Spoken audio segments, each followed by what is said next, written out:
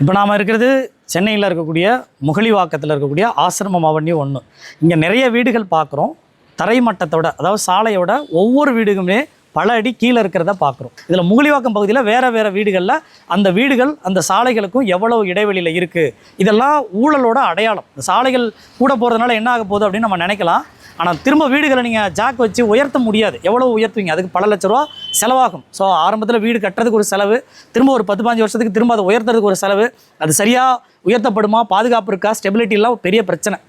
நாளைக்கு பெரிய சிக்கல்களை உண்டாக்குறத தடுக்கிறதுக்கான ஆரம்பம் தான் அந்த சாலை ஆய்வுகள். வாங்க நீங்கள் ஒவ்வொரு வீடுகளாக போய் பார்ப்போம். முகலிவாக்கம் அந்த தெருவில் சாலைக்கு ஈக்குவலாக ஒரு ரோடுடைய வாசல் இருக்கிறத பார்க்குறோம். ஒரு வீடுடைய வாசல் இருக்கிறத பார்க்குறோம்.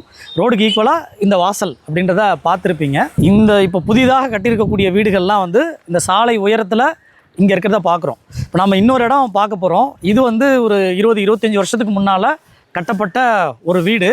அந்த வீடு எவ்வளவு பள்ளத்தில் இருக்குது அப்படின்றத இப்போ நீங்கள் பார்க்கலாம். இதுதான் அந்த வீடுடைய தரை மட்டம். 25 ஆண்டுகளுக்கு முன்பாக இந்த தரையும் ரோடும் ஒன்றா இருந்திருக்கு. அப்போ எந்த அளவுக்கு சாலைகள் உயரம் இங்கே இருக்குது. இது முகலிவாக்கத்தில், சென்னையில் முகலிவாக்கத்தில் வார்டு 157 ஏறக்குறைய 1.5 அடி 2 அடி உயரத்தில் சாலை இருக்கிறத பார்க்குறோம். இங்கே இருக்கிறவங்கள்ட்ட கேட்கும்போது மழை தண்ணி உள்ளார வரதை சொல்கிறாங்க. இன்னொன்று 2 வருஷத்துக்கு, இந்த 20-25 வருஷத்துக்கு முன்னால் இந்த தரையும் சாலையும் ஒரே ஈக்குவலாக இருந்திருக்கு. அப்போது இந்த அளவுக்கு உயரம் இருந்திருக்குன்னா இது கரப்ஷனோட அடையாளம். இங்கே ரோடுகள் போடுவதுக்காக அந்த ஒதுக்கப்பட்ட தொகை, மில்லிங் பண்ணுறதுக்காக போடப்பட்ட தொகை, மேலே போடுறதுக்காக போடப்பட்ட தொகையில் ஊழல்கள் நடந்திருக்கு. அது இந்த ஏரியாவோட அடையாளமாக இப்போ நமக்கு தெரியுது. முகலிவாக்கத்தில் இன்னொரு வீட்டில் பார்க்குறோம். அடியில் 2 ரோடு இருக்கிறதுமே பார்க்கலாம். பழைய ரோடும் அதுக்கு மேலே மில்லிங்கே பண்ணாமல் போட்டுக்கிறதும் தெரியும். ரோடுனுடைய ஹைட்டும் வீட்டினுடைய ஹைட்டு, வாசலோட ஹைட்டும் பார்க்குறோம். அதுக்கு அப்படியே ஜஸ்ட்டு ஆப்போசிட்டில் இருக்கக்கூடிய இன்னொரு வீடு, இந்த வீட்டிலையும் சாலைக்குமான இடைவெளியை பார்க்கலாம். ஒரு 2 படிக்கட்டு அளவுக்கான பள்ளம் வீட்டில் இருக்குது. அப்படின்னா சாலை 2 அடி இப்போது உயர்ந்திருக்கு அப்படின்றது தெரியுது. இந்த 2 அடி உயரம் எதை குறிக்குது அப்படின்னா கரப்ஷன் தான். மில்லிங் பண்ணாமல் போடப்பட்ட, கணக்கு வழக்கே இல்லாமல் அதிகரித்துக்கிட்டே போகக்கூடிய சாலைகளுடைய அடையாளத்தை இங்கே பார்க்க முடியுது. இங்கே பல வீடுகளை பார்க்குறோம்.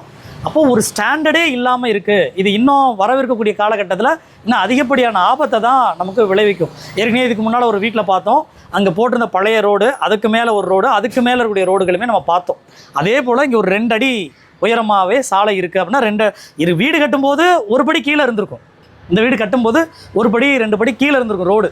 பட் மில்லிங்கே பண்ணாமல் சாலையோட உயரம் ஏறி இருக்குது அப்படின்றத இந்த வீடுகளையும் பார்க்க முடியும். பார்க்குற இந்த இடத்துல முகலிவாக்கத்தில் இன்னொரு தெருவில் பார்த்துட்ருக்கோம். இதில் ஒரு வீடு நம்ம சாலைக்கும் இப்போ வீடினுடைய ஹைட்டுக்கும் பார்க்குறோம்.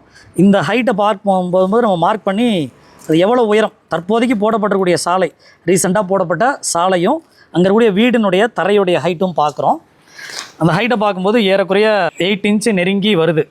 சாலைக்கும் இந்த வீடோடைய தரைத்தளத்துக்குமான உயரம் 8 அடி, ஏறக்குறைய 8 இன்ச்சு பக்கம், 7.5 இன்ச்சு பக்கம் ரோடுனுடைய ஹைட்டு இருக்கிறத பார்க்குறோம்.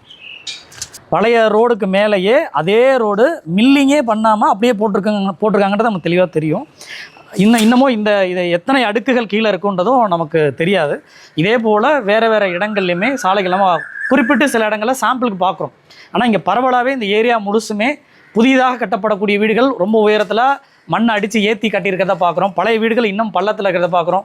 இதுக்கு பக்கத்தில் உடைய வீடை பார்த்திங்கன்னா ஸ்லோப் மாதிரியே வீட்டுக்குள்ளேயே போகுது. ஏன்னா தண்ணி வராமல் இருக்கிறதுக்காக ஒரு ஸ்பீடு பிரேக் மாதிரி வீடு முன்னாலேயே பெரிய அளவில் கட்டி வச்சுருக்கிறத பார்க்குறோம். இந்த உயரம் ஏற ஏற மக்களுக்கான தொந்தரவும் அவதியும் ரொம்பவே இருக்குன்றதை பார்க்குறோம். இதுபோல் சென்னை முழுசும் நிறைய இடங்களில் பார்க்குறோம். முகலிவாக்கம் பகுதியில் பல்வேறுபட்ட வீடுகளை பார்க்கும்போது 2 இப்போ இருக்கக்கூடிய புதிதாக கட்டக்கூடிய அடுக்குமாடி வீடுகள், இண்டிவிஜுவல் வீடுகள்லாம் பார்க்கும்போது அவங்க வீட்டிலேருந்து ஒரு ஸ்லோப் வைக்கிறாங்க தெரு நடுவில். அதாவது ரோடுக்கே வந்துடுது அந்த ஸ்லோப்பு வாகனங்களை ஏற்றுறதுக்காக. ஏன்னா மழை தண்ணி உள்ளார வந்துடக்கூடாதுன்னு ஹைட்டு ஏற்றுறேன்னு சொல்லி வீடுகளை உயரமாக கட்டிடுறாங்க. முன்னால் பின்னால் இடம் விட முடியாமல் அதுக்கான ஸ்லோப்பு முன்னால் வச்சுறாங்க. இங்கே ரோடே ஸ்லோப்புக்குள்ளே வீட்டுக்குள்ளே போகிறத பார்க்குறோம். அப்போ இந்த வீடுகள் முன்னால் கட்டக்கூடிய ஸ்லோப்பு, சாலைகளோட உயரம், இது நீங்களும் நானும் தான் பாதிச்சுக்கிட்டு இருக்கோம். திருடனாக பார்த்து எவனும் திருந்தவும் மாட்டான். நாம திமிரி எழுந்த இனி எவனும் திருடவும் மாட்டான்.